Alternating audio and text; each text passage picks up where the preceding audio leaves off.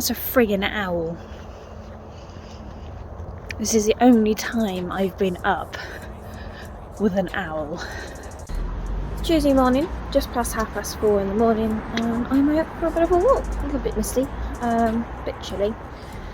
Should have brought a coat, at least long sleeve base though. But I'm going to take a walk up to town, walk back, and then I'm all good. Somebody take your time and your worth, just focus on yourself first.